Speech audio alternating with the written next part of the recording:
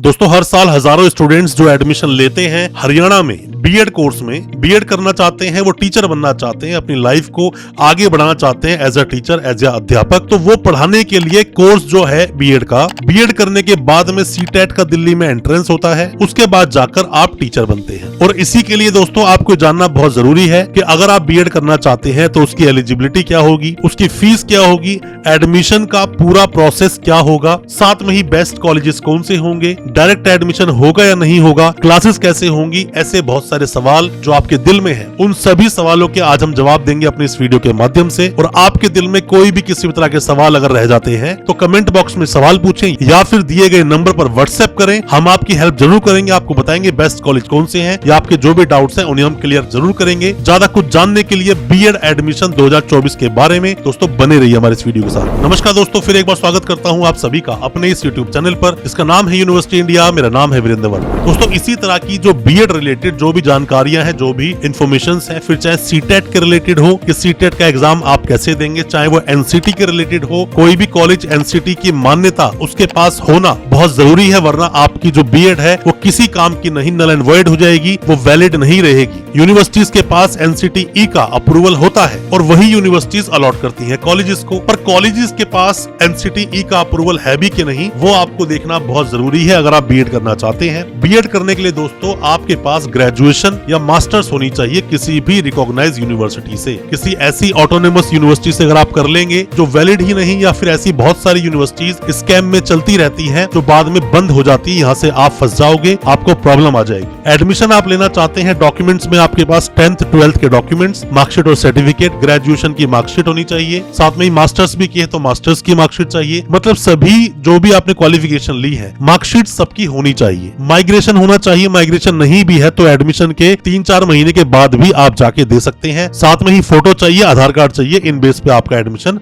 हो जाएगा। 50% मार्क्स होना जरूरी है, आपके 50% मार्क्स होने चाहिए, ग्रेजुएशन में हो या फिर चाहे वो मास्टर्स में हो। हरियाणा में दोस्तों जितनी भी यूनिवर्सिटीज है सारी गवर्नमेंट यूनिवर्सिटीज हैं, उन यूनिवर्सिटीज की लिस्ट हमने पहले भी आपको दी है जो गवर्नमेंट यूनिवर्सिटीज है और वो बीएड करवाती है। डायरेक्ट आपका एडमिशन होगा, कोई एंट्रेंस बेस नहीं है, मेरिट बेस एडमिशन होते हैं, डायरेक्ट आपका एडमिशन हो जाएगा। जिस भी किसी गवर्नमेंट यूनिवर्सिटी से कंप्लीट करेंगे बीएड, उसके बाद फिर चाहे अपने डॉक्यूमेंट्स को प्राइवेट जॉब में लगाएं या गवर्नमेंट जॉब में लगाएं, दोनों जगह वैलिड है, बिल्कुल भी परेशान होने की आपको जरूरत नहीं है। 50,000 से भी ज्यादा सीट्स हैं हरियाणा में बीएड की, इसीलिए पूरे देश से हर जगह से स्टूडेंट्स आते हैं, एडमिशन लेते हैं, फिर चाहे बिहार हो, फिर चाहे यूपी हो, उड़ीसा हो, केरल हो या फिर दिल्ली एनसीआर हो या गाजियाबाद हो, हर जगह से स्टूडेंट्स आते हैं, एडमिशन लेते हैं। पूरे इंडिया से हरियाणा में एडमिशन हर साल होते हैं। अब जान लीजिए दोस्तों इसका प्रोसेस क्या होता है। प्रोसेस से पहले आप ये जान लीजिए अभी 2024 में ये 2 साल की बीएड ही है, 1 साल का अभी कोई ऐसा नोटिफिकेशन नहीं आया है। 1 साल की बीएड अपने देश में जो चली थी वो 2014 से 15 लास्ट बैच था और पहला बैच जो 2 साल की बीएड का था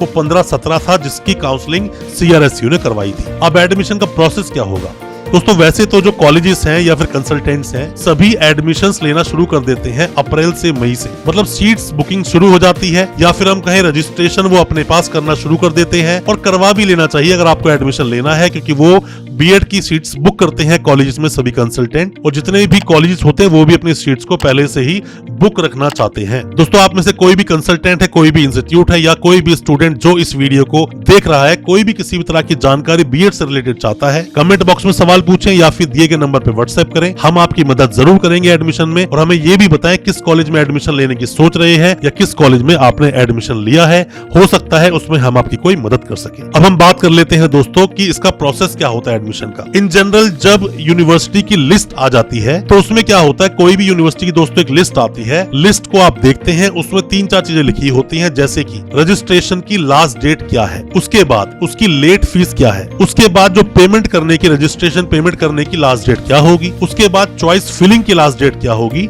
उसमें आप लॉकिंग करते हैं कि हमारी जो चॉइसेस हैं वो यही लॉक है। उसके बाद एक लिस्ट आती है, सेकंड लिस्ट आती है, थर्ड लिस्ट आती है। उस लिस्ट के अनुसार जिस कॉलेज में आपका नाम आया है उस कॉलेज में आपका एडमिशन हो जाता है। आप जाते हैं कॉलेज, अलॉटमेंट लेटर आपके पास होता है, वो ऑनलाइन निकल जाता है। उस अलॉटमेंट लेटर को लेकर आप कॉलेज जाएंगे, अपनी फीस को जमा करेंगे, कॉलेज वाला फीस की रसीद देगा। हो सकता है वो एडमिशन लेटर भी आपको दे दे, ये आपको मांगना चाहिए, ये आपका अधिकार है।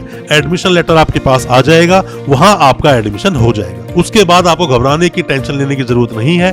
बट हाँ, उस कॉलेज का NCTE अप्रूवल आप जरूर देख लें, वरना ऐसा ना हो कि प्रॉब्लम हो जाए। डॉक्यूमेंट्स अपने पूरे करें, टाइम से अपना माइग्रेशन दें, टाइम से अपनी फीस दें। 2 साल का कोर्स है, 2 साल में ही फीस जाएगी, आधी पहले साल में, आधी दूसरे साल में। कंसल्टेंट के थ्रू एडमिशन लिया है, कंसल्टेंट को उसकी कंसल्टेंसी दें, पूरी फीस बिल्कुल ना दें। फीस जो कॉलेज को दे रहे हैं वो अकाउंट ट्रांसफर करें, अपने अकाउंट से कॉलेज में ट्रांसफर करें, उसकी आप रसीद ले लें। आपको बिल्कुल भी कोई भी किसी भी तरह की समस्या नहीं आएगी और पूरा कोर्स भी आपका इजीली कंप्लीट हो जाएगा। हमारी कोई भी मदद चाहते हैं, दिए गए नंबर पर आप व्हाट्सएप करें।